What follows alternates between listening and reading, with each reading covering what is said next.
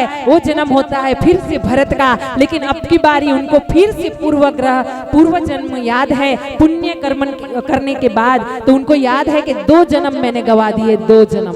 हमने कितने गवाए होंगे क्या पता।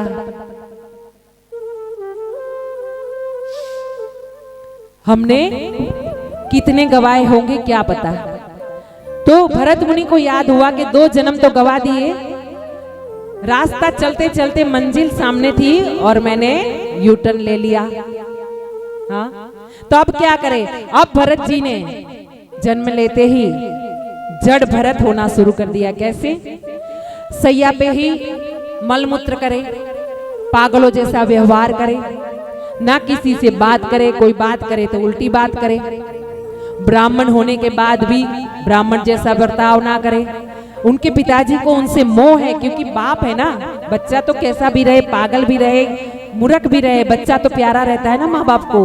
उनके पिताजी ने उनके जनोई आदि कर्म करवाए, लेकिन भरत जी है कि उनको किसी में मन नहीं। एक दिन ऐसा हुआ, भरत जी बड़े हुए तो उनके भाइयों ने उनको घर से निकाल के बाहर रखा हुआ है। कहा कि आप जाके खेतों की रखवाली करो। अब भरत जी वहां खेतों की रखवाली कर रहे। उसी समय लुटेरे आए और उन्होंने देवी का भोग लगाने के लिए उनको बलि चढ़ाने के लिए ले लिया।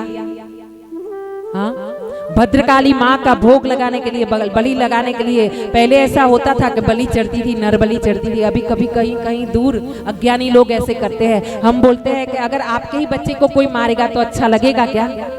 हाँ, तो भैंस का बच्चा क्या इंसान, उसमें जान नहीं होती क्या? क्यों काटते हैं, क्यों बलि देते हो आप? कहीं कहीं पे बकरे की बलि दी जाती है, बकरे की बच्चे की बलि देते हो, बकरे की बलि देते हो। क्या आपके बच्चे या आपको ही काटा जाए तो अच्छा लगेगा क्या?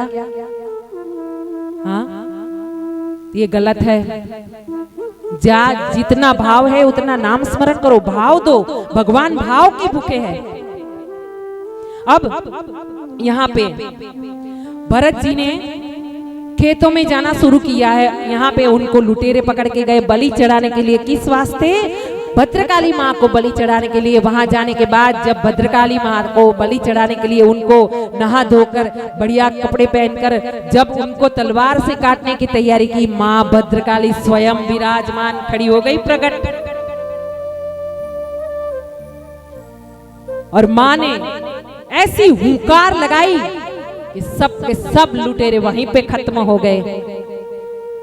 हाँ, बताया गया है, देवी भागवत में पढ़ोगे तो पता चलेगा कि भरत जी का चरित्र कितना महान था, कितने बड़े भगत थे। और उनको एक ही मंत्र पता था। उन्होंने जीवन में कोई दूसरी बात बोली नहीं थी, एक ही बात बोली थी, एम एम एम। ये बीज मंत्र है, एम, जो देवी भागवत जी में बताया गया है। खाली आप एम बोलना शुरू करवाइए अपने बच्चों से। सरस्वती पूजा के दिन सेहत भगवान को, माँ को धराइए एक चांदी की कटोरी में, और फिर सोने की कोई भी चीज से या चांदी की कोई भी चीज से उसकी जिह्वा पे एम लिख दीजिए, ओम लिख दीजिए, एम लिख दीजिए। आता है ना एम, 2 मात्रा और 1 बिंदी लगती है, एम। देखिए आपके बच्चे को सब याद रहना शुरू हो जाएगा, पढ़ना शुरू कर देगा बच्चा, नंबर 1 पास होगा। फिर ये बीज मंत्र है माँ का। आगे चलकर वहां से भरत जी निकले, उनको राजा रहुगण मिले हैं, उनकी पालकी जा रही है। वहां पे एक आदमी कम पड़ रहा है पालकी उठाने के लिए। पालकी उठाने के लिए जड़ भरत को रख दिया गया है।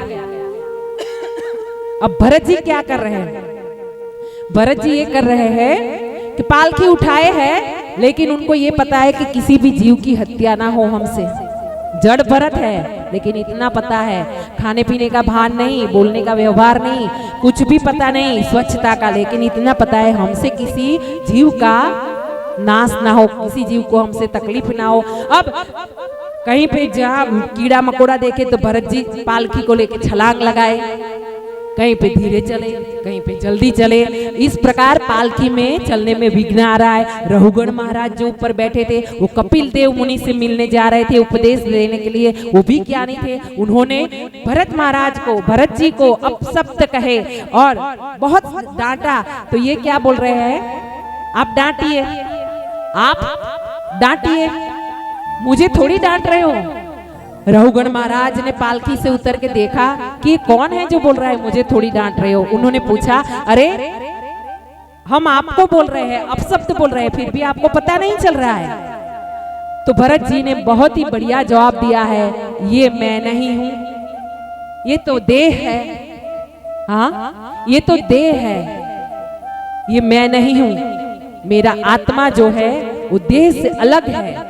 और आप मेरे देह को गाली दे रहे हो, मेरे देह को अपशब्द बोल रहे हो, मुझे नहीं। मेरी आत्मा को कोई दुखी नहीं कर सकता, मेरी आत्मा को कोई तकलीफ नहीं दे सकता जब तक मैं ना चाहूं, मेरी आत्मा खुद ना चाहे, है ना।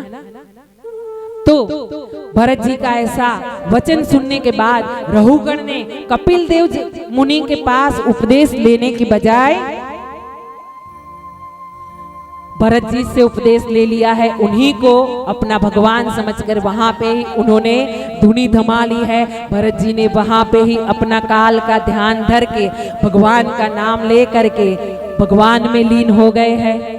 बोलिए कृष्णचंद्र भगवान की, अपने अपने माता पिता की जय। यहाँ पे अजामिल का पात्र है। अजामिल ने इतना पाप किया कि अजा यानी माया, मिल यानी माया से जो मिला हुआ है, माया में जो सना हुआ है, लिपटा हुआ है, उसे बोलते हैं अजामिल।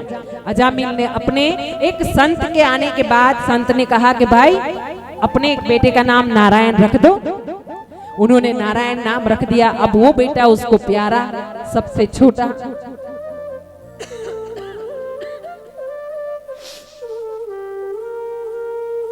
अब बच्चा उसको प्यारा है तो क्या करता है, खाते समय बुलाता है, नारायण आओ खाना खा लेते हैं, भोजन पा लेते हैं। नारायण चलो सो जाते हैं, नारायण उठो स्नान कर लेते हैं, नारायण।